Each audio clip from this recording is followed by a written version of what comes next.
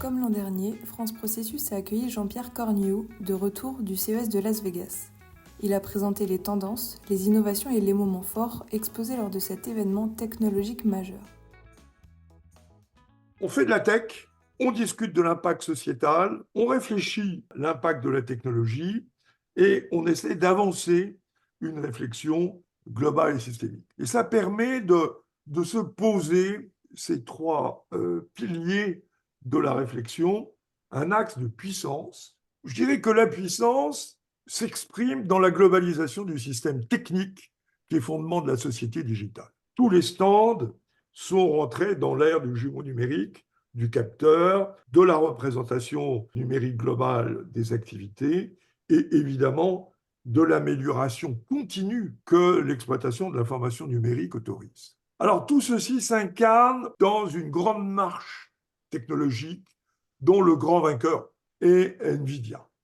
Et d'ailleurs, NVIDIA aujourd'hui, ce n'est pas simplement les grosses cartes, c'est aussi du PC. Aujourd'hui, on peut avoir un micro-ordinateur motorisé par des puces NVIDIA.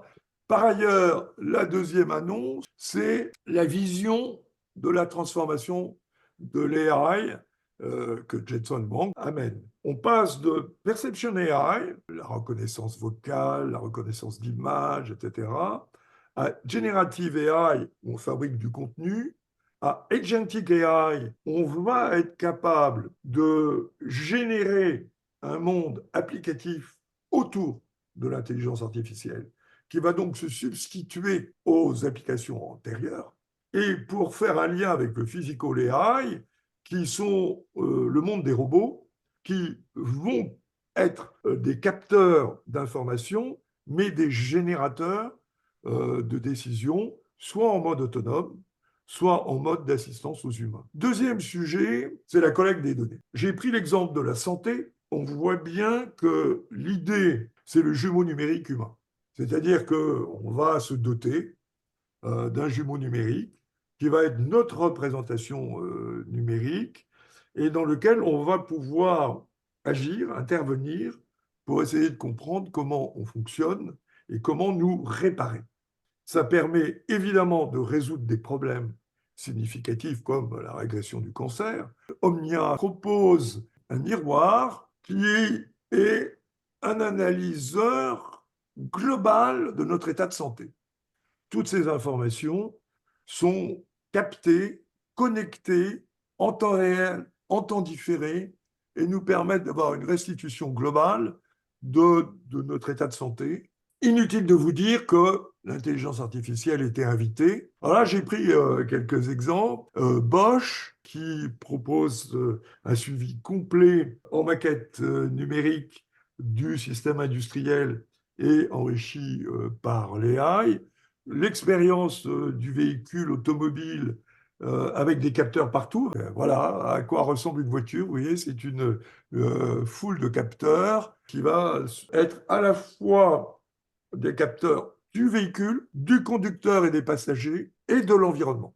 Le but de tout ça étant d'amener une information complète que le véhicule va gérer en autonomie.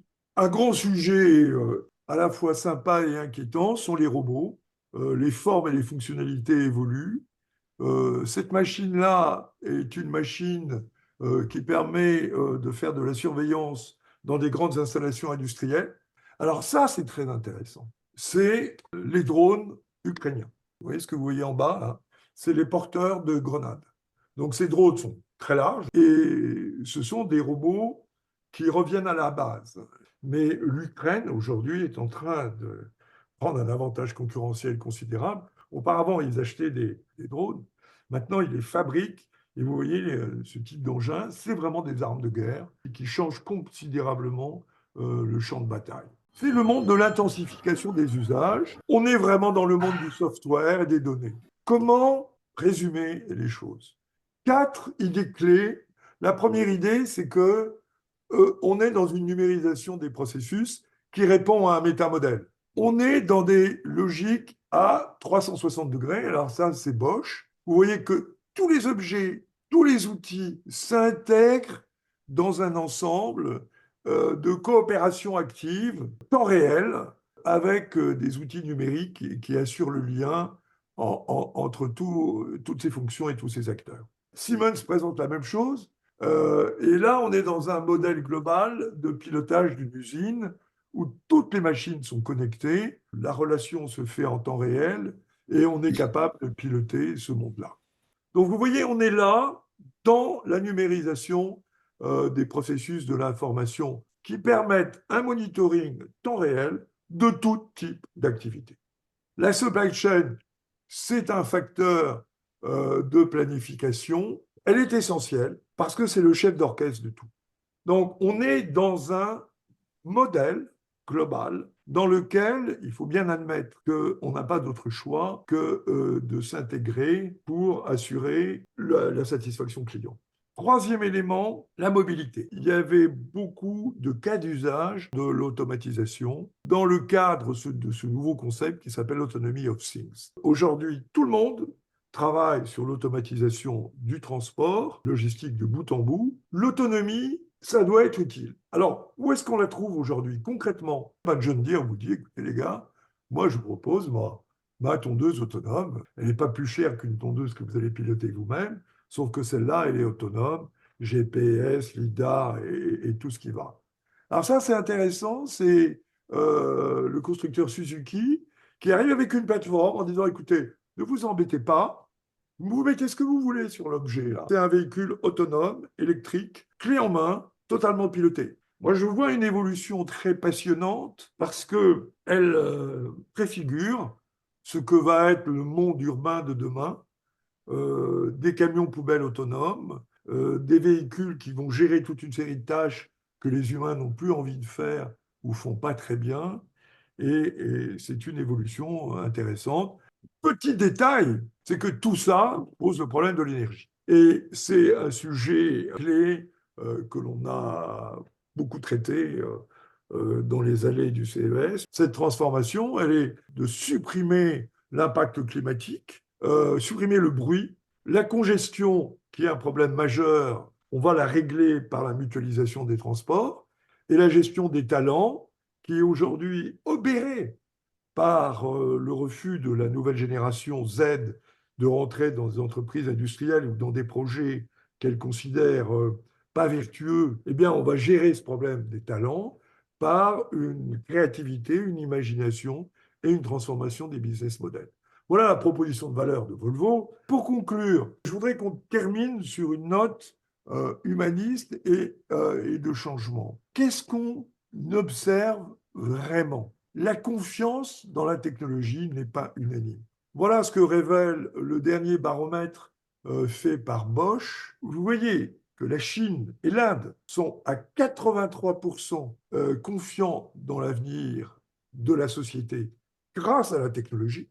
Quant à la France et à l'Allemagne, on ne croit pas à la technologie, on ne la connaît pas, on investit mal et on ne fait pas confiance ni dans l'entreprise, ni dans le progrès. On va le payer très cher parce que nos efforts de formation, nos efforts de transformation d'entreprise ne peuvent pas se faire sans le support de la population.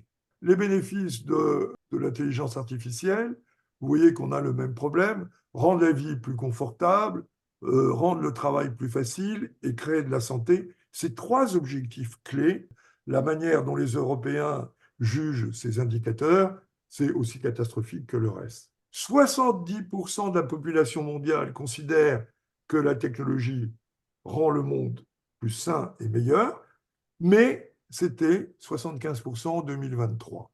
Pour conclure, moi je recommande de venir au CES. Ce qui est passionnant, c'est que on en a une vue fractale. On ne voit pas la big picture. Or, la big picture, c'est la transformation du monde. Et cette transformation du monde, il faut s'y confronter. Si on veut créer une société européenne avec nos valeurs, avec notre vision, on ne peut pas faire abstraction du tsunami technologique auquel nous sommes confrontés.